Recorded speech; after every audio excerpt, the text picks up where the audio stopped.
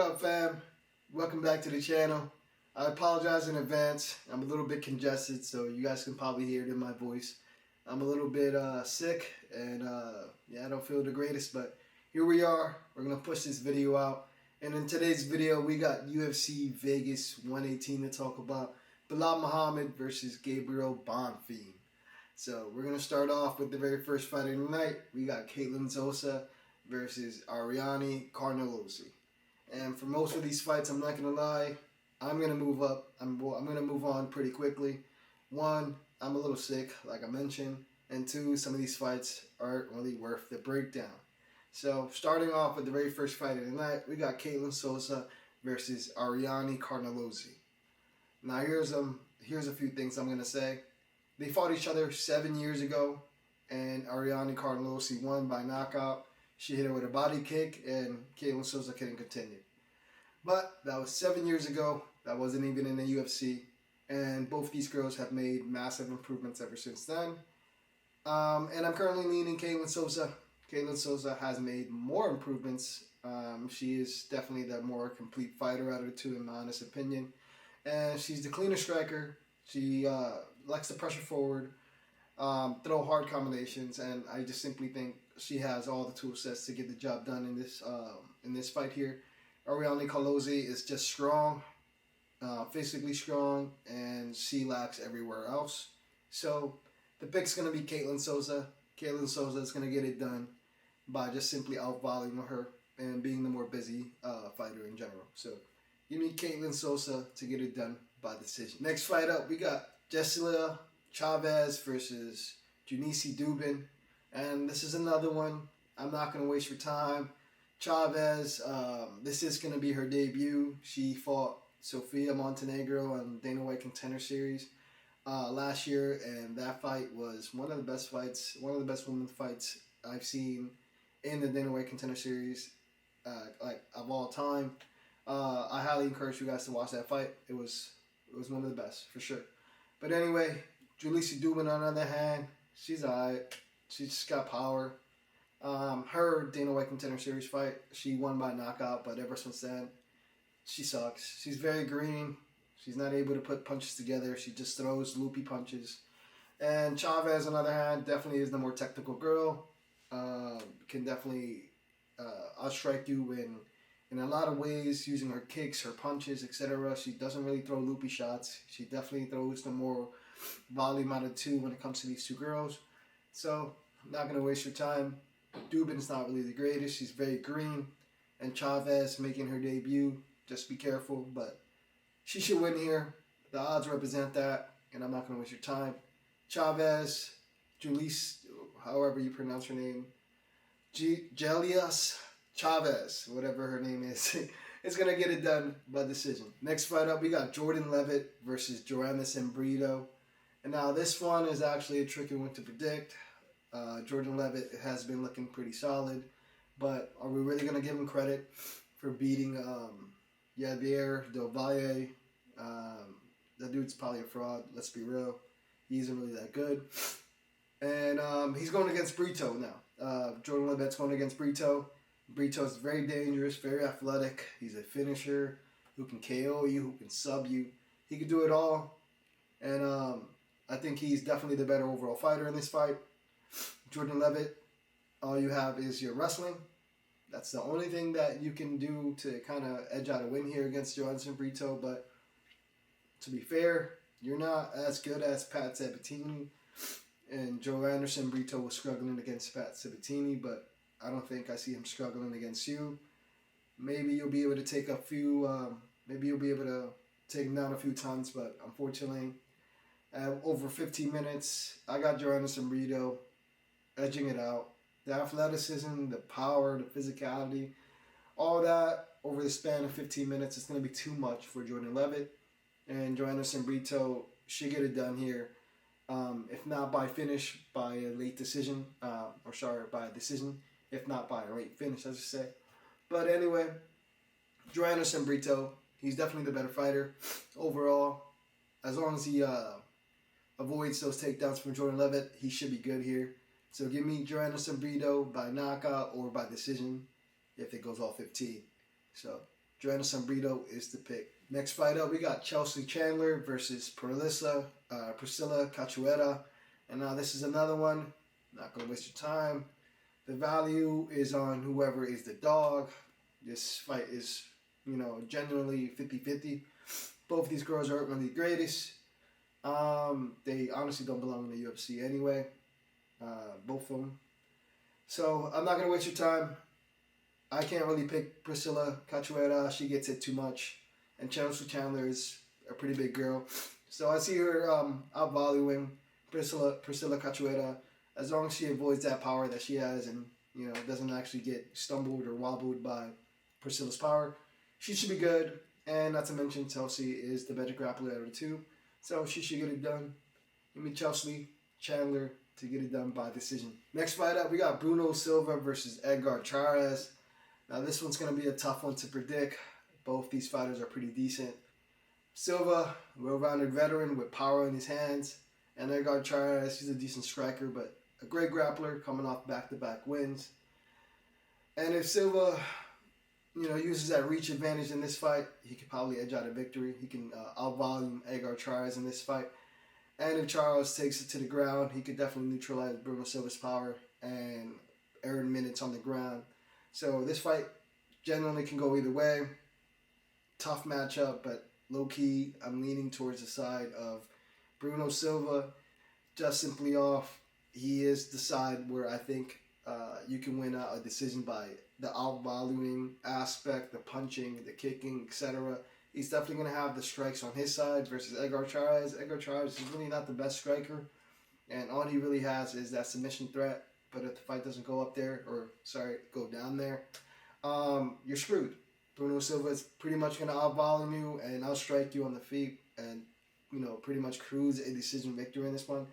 But again, Edgar Chairez is pretty dangerous. He has momentum on his side. Dude is gritty. He has a chin, but his striking isn't really there. But anyway, that's just my opinion. I'm currently leaning Silva, but Edgar Chairez is pretty dangerous. Be careful. If he goes to the ground, he can definitely win. But I'm not really liking what I'm seeing from Edgar Chairez, so I'm going to go to take a chance with Silva. Silva should get it done, but it's going to be a tight matchup. Be careful. Low confidence pick for sure. Give me Silva to get it done by decision. Next fight up, we got McGhee versus Jawn Yannis. I'm not going to waste your time on this one. This one's definitely a solid fight. Jawn Yannis has a puncher's chance. McGhee was definitely supposed to fight Jacob Whitlax, but here comes Jawn Yannis on short notice. Stepping up for that check, let's be real. Jawn Yannis is a good boxer, but McGhee is the overall complete fighter. He just fought Peter Yan, the champion. He didn't fight him while he was a champion, but he fought Peter Yan prior to being the champion. And now he's fighting Jawn Yannis. That's a huge step down in competition. I'm going to go ahead and pick McGhee. The odds represent he's going to win. I agree with those odds. I'm not surprised he's not a minus 1,000 at this point, or I am surprised he's not a minus 1,000. But anyway, McGhee should get it done. Better overall complete fighter. He has it all. Jawn Yannis just definitely has a puncher's chance. So if he lands a big shot, be careful. But McGhee should get it done. He's the veteran in this game and equal power as Jawn Yannis. So McGhee should get it done by knockout or decision. Next fight up, we got Iwo Vs versus Junior Tafa. Now this fight's about to be a brawl.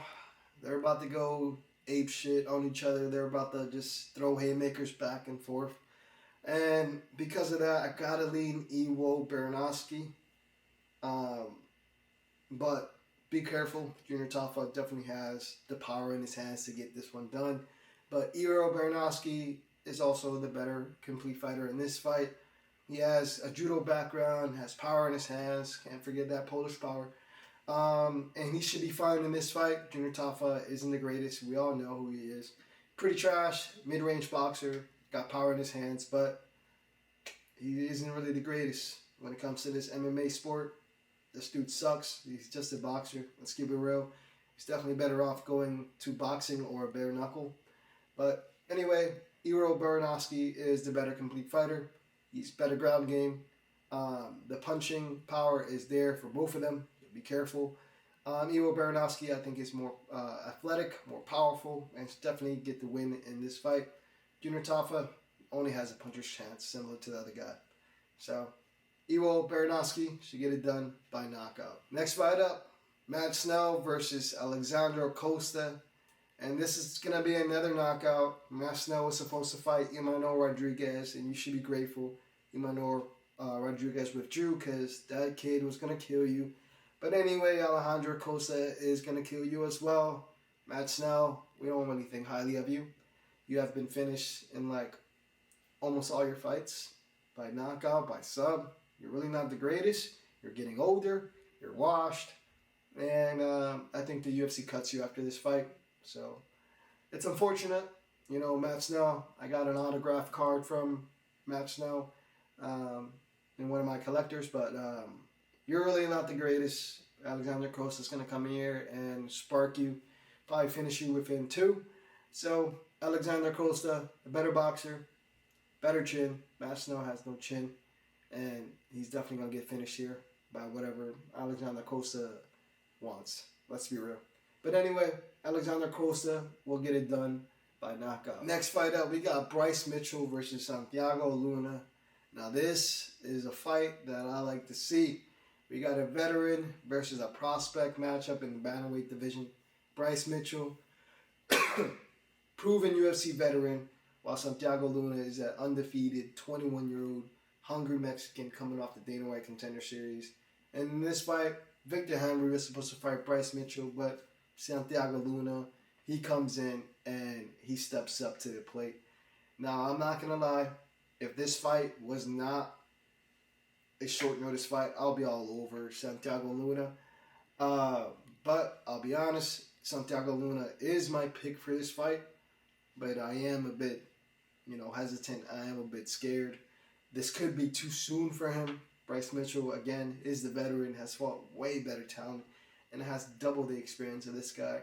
But have you guys seen Santiago Luna's fights, man? The dude is a great grappler, great wrestler. He's athletic, he's dangerous, his striking is there, and he has everything Bryce Mitchell doesn't have. Bryce Mitchell, in my honest opinion, is just a grappler. His striking is pretty shitty. His mental is pretty shitty. Let's be real. And Santiago Luna, regardless of the short notice, come in here and,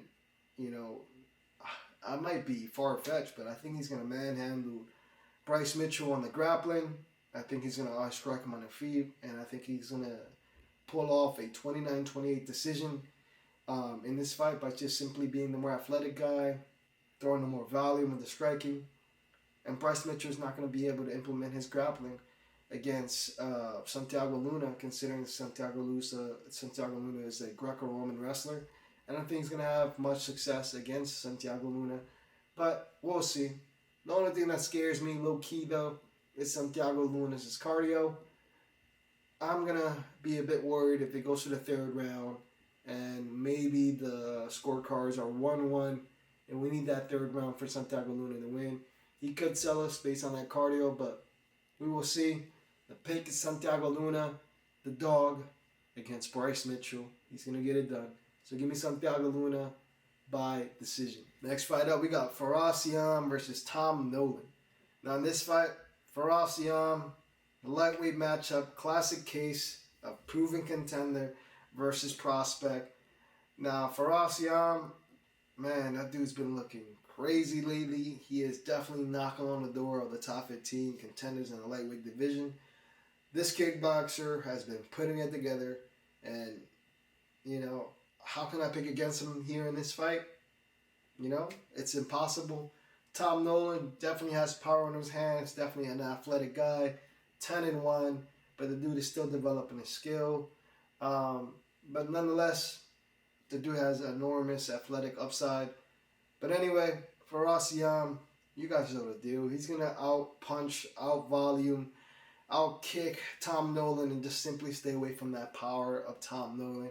And this one's going to be easy. Ziam should be at -500, I'm going to be honest.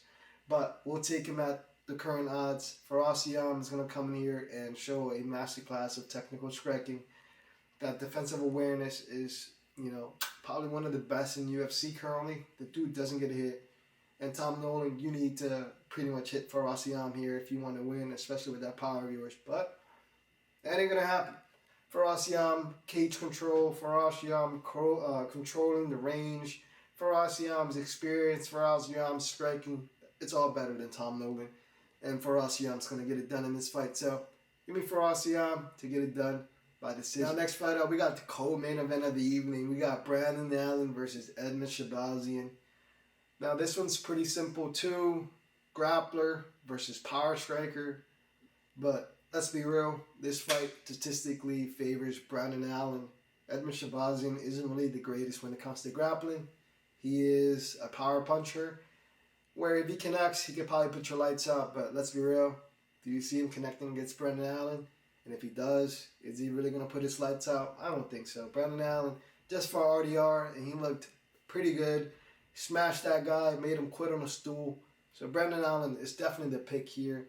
Brendan Allen is going to just take him to deep waters. And that power is definitely going to diminish come second, third round. Before we know it, we got Brendan Allen, on top of you, on your back, trying to sink in that rear naked choke. So Brendan Allen, he's going to use his grappling. His striking's alright. Edmen Shahbazyn's striking's a lot better. His power's a lot better, but it ain't going to matter because this fight's going to go to the ground, and Brendan Allen's going to control majority of this fight on the ground and then submit Edmen Shahbazyn in the second or third round. So give me Brendan Allen to get it done by submission. Next fight up, we got the last fight of the night. We got the main event. We got Belal Muhammad versus Gabriel Bonfim. Now in this fight, it's a veteran versus prospect again. Belal Muhammad brings elite experience, relentless pace, and wrestling base to this fight, and arguably one of the best wrestling bases in this division. Gabriel Bonfim, though, younger fighter, more explosive, dangerous submission and striking skills.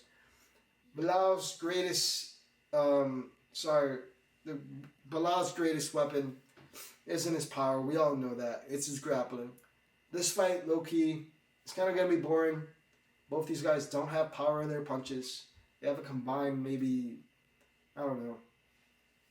7, 8, maybe 9 knockouts combined. So none of these guys really have the knockout power needed to finish each other. Belal Muhammad doesn't really have submission threats to finish people, but Bonfim definitely does. So honestly, I see this fight being a 5-round grappling affair, grappling war, I guess you can say. It's going to be pretty boring, I'm not going to lie, especially if Belal Muhammad is winning. If Belal Muhammad is winning, more than likely you know that he has the more cage control, he has the control on the ground, and he's definitely avoiding Gabriel Bonfim's submission attempts on the ground. So, in this fight, I think Bonfim's live early because of his speed, his athleticism, his submission threat. However, though, Belal's wrestling defense, his pace, his chain wrestling, it's pretty much elite, and it's going to be difficult to ignore for Gabriel Bonfim. I see him gradually implementing that pressure, and it's going to take a toll on Gabriel Bonfim. He is eventually going to get taken down. He's eventually going to have to struggle against the clinch against Belal Muhammad. And the volume striking from Belal is definitely going to progress, and we're going to end up seeing Belal Muhammad edge out a victory by decision in this fight. So that's the pick. Belal Muhammad is going to eventually outpace him over 25 minutes like he usually always does. Belal Muhammad's cardio is really good, and we haven't seen Gabriel Bonfim get pushed to this pace. So I see him tiring out. The submission threats aren't going to be there, and the power of both individuals aren't really there. So the knockout's going to be really unlikely. So give me Belal Muhammad to get it done by decision. And that is it, fam. Let's recap all the picks real quick. We took, for the very first fight, Caitlin Souza. We took Chaves for the second fight, Joannis and Brito for the third, Chelsea Chandler, Bruno Silva, Marcus McGhee, Iwo Vs Alexander Costa, Santiago Luna, Faraz Ziam, Brandon Allen, and Belal Muhammad. That is it for the video, guys. A like is greatly appreciated. Again, sorry for the sniffles. Sorry for the voice. I am a bit under the weather. But I'll catch you guys in the next video. We got UFC 250 Freedom. John's coming. The White House, baby. And I'll be there on Saturday, June 13th for the Fan Fest. It's about to be epic. I'll catch you guys in the next video. Peace.